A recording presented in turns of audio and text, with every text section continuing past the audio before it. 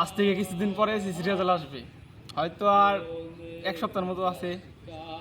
আমার মতো যারা তোমরা অতিরিক্ত টেনশন ডিপ্রেশন এইসবে আছো, আমি বলবো বেরিয়ে আসো। কারণ একটা এসএসসির রেজাল্ট তোমার ফিউচারে কখনো ডিপেন্ড করে না। একটা রেজাল্ট একটা সার্টিফিকেট কখনো তোমার ফিউচার কখনো ঠিক করে দিতে পারবে না। অনেকেই আছে যারা পাস করতে চায়, আবার অনেকে আছে যাদের আশা A+ পাওয়া। সো এইসব চিন্তা ভাই বাদ দিয়া দাও। তোমার রেজাল্ট যাই আসুক না কেন, তুমি তোমার জীবনে হার মানবা না, ভালো কিছু করার চেষ্টা করবা। আমি এই প্রতিজ্ঞা নিয়ে এগোচ্ছি। আমার রেজাল্ট যাই আসুক না কেন, আমি যাই পাই না কেন, ওটা কোনো ম্যাটার করে না। আমি আমার জীবন করতে যাচ্ছি, জীবনে কিছু ভালো কিছু করতে যাচ্ছি।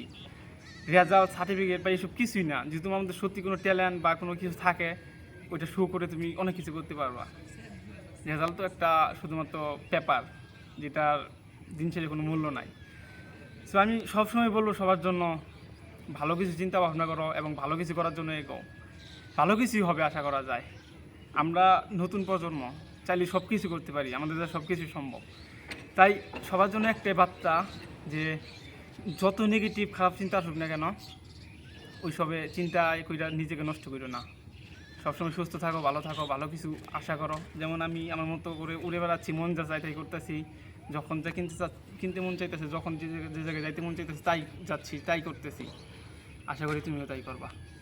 তো যারা ভিডিওটা দেখছো তাদেরকে ধন্যবাদ ভিডিওটি দেখার জন্য।